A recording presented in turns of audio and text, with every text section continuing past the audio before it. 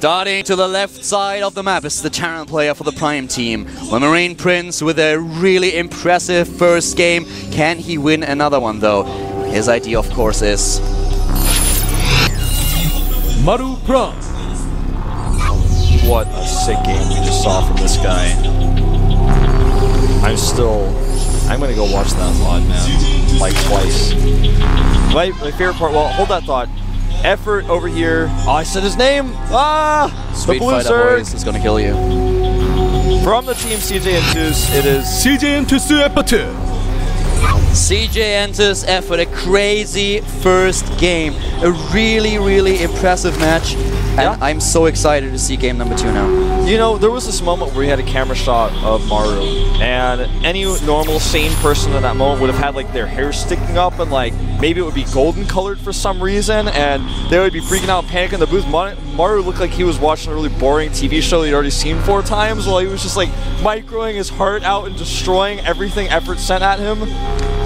Crazy. Abyssal City is a map where we've seen a lot of double barracks play, but this is not what Maru is doing this time. He decided to go for it on Entombed Valley. What is his idea on this map? It looks like he goes for the CC first right now. Yeah. The hatch first, of course, being played for Effort here. And will Effort go for the drone scout? It looks like no. So he's not going to be able to go for a second hatch before pool, which is pretty tough to pull up on this map in general, but he's not going to check for that. Now check out the aquatic life here. Notice that even though there is a shark, it is not going to go for those fish. You know, if he does that, it kind of messes with the ecosystem a little bit. The real question is, Color, how do Zerglings and other units survive underwater? Evolution, my friend. Evolution. It's the swamp. But it's so beautiful to explain. But he doesn't have an evolution chamber. How is he gonna? I'm like, is it a double evolution chamber you need for this, or just one? I don't think they need an upgrade. Okay. Look at that Scantipede. Scantipedes can live in water, out of water, and also in fire. Yeah, Automaton 2000 was spotted on this map earlier too. Yeah. But on the other hand, there's nothing that Automaton 2000 can't do. That's true. You know, the Automaton 2000s and Scantipedes have always had a good relationship with each other. Yeah, so I've heard. But sometimes I think it evolved on Ohana, because Ohana means family. Yeah, exactly. That's the reason why the map was named as such. Well, you go. I'll just say that SCV got away with some of those minerals, and he sees everything that he wants to see. He's going to know that he's in a totally safe position right now. And I say he, when I say he, I mean Maru. The SCV is now in a safe position because he's gotten away from those scary Zerglings that are coming out.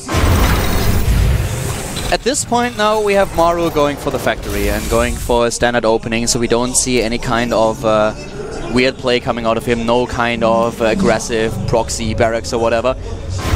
Just a standard macro game. And on this map, what you can really use is a lot of medivacs. This is one of the newer additions to the map pool, and therefore we haven't really explored all the strategies that you can play on this map in depth. Protoss players hate it because it's really strong to play Mutalisk against the Protoss player and also the drop play. But for a Zerg, it's really tempting to go for Mutalisks here. Yeah. Mutalisks are a really good choice on this map, even if you want to transition into a Broodlord composition later on. At first, getting like 5 to 10 Mutalisks can be really strong to shut down drop play and to just use the high and low grounds to your advantage, pick off a unit or two every now and then when you get into a good position. I'm not quite sure. We haven't casted too many Terran vs. Zerg on this map, have we? Yeah, not very many. Yeah. Usually TVT actually is what we've cast on this map by far the most. One of the matches that we cast was actually in the GSTL in Zerg vs. Terran, and there Mutalisk played a huge role. It was actually Moon that was playing against Salvation.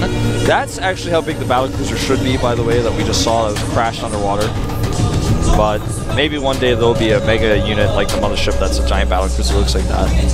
So at this point I'm a little bit wondering what exactly Effort is going to do once he reaches the lair tech. He has also a Roach Warren, so he goes for a build that we've already seen. Look at that, he's going for the Roach and the Nidus network. We've seen this build today, earlier today actually. It's the Kespa Nidus build, man. It was Kespa's 8th player, it was Hero. Yep.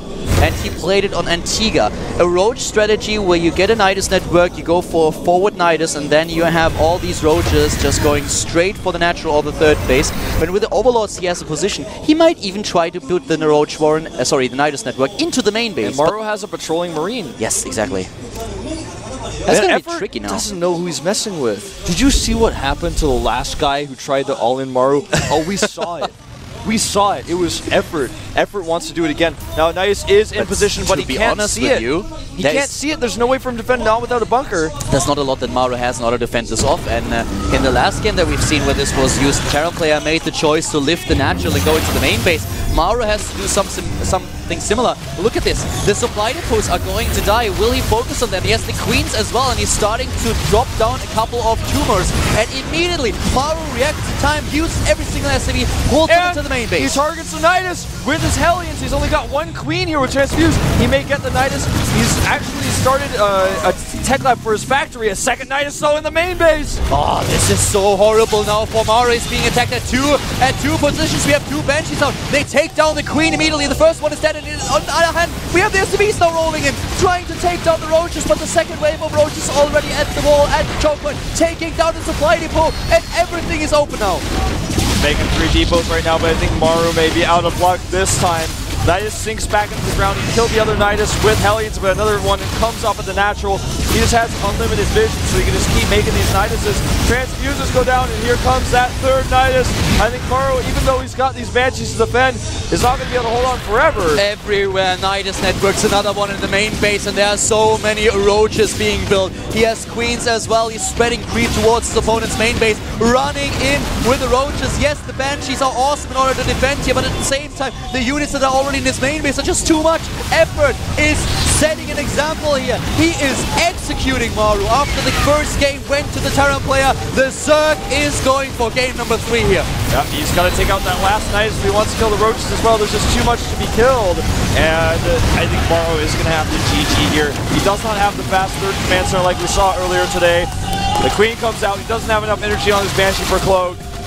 And we saw a miracle hold in game number 1, but there are no such things as miracles, and in this case, not even raw skill is going to be enough for Maru to hold this. Yeah, that is not going to be possible at this point in time. He's able to hold the game, and Live was able to take down Hero, the Zerg hero, today in the first round, but this time the Terran player is on the losing end. Even with the 2 Banshees doing a constant amount of damage, that is not enough. 1 siege tank won't change things. 81 supply against 37. Maru with his last stand, but Effort just has simply too much, and he's making every single unit count. He certainly is. The last of the siege tanks will begin to fall here. He's down to 10 harvesters. Repairs the siege tank. Doesn't matter. Now he's fighting with SCVs that are repairing each other. The Banshees are spotted by Overseers, and Maru down to 21 supply here. He can produce SCVs if he wants, but what's he going to do with them? 15 supply, 14. This is game Effort. He forces a third game, places down another Nidus network, and more roaches are just streaming into the main base of the Marine Prince. Maru is out of luck. He had a huge accomplishment in the first game when he defeated his opponent's attack, but this time it's not gonna happen. It's too late already. Effort has done it. GG! Well, a well-executed Nidus build on this map. A big map. A lot of Zergs dislike the map, so cool build order choice.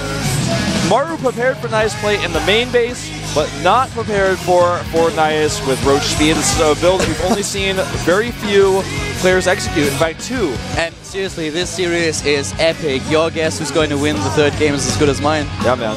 I think, guys, what do you think? Let us know. Send us a tweet at Twitter, send us a tweet at Calder and at ProxyWolf, and let us know who you think is going to win the third game. It's going to be Antigua Shipyard, a little bit in favor of Terran players in general, but send us this tweet. We are going to browse through it while we have the loading screen up, and then we'll find out what your opinion is, because at this point, I have to be honest with you, I have no idea who's going to take the next match.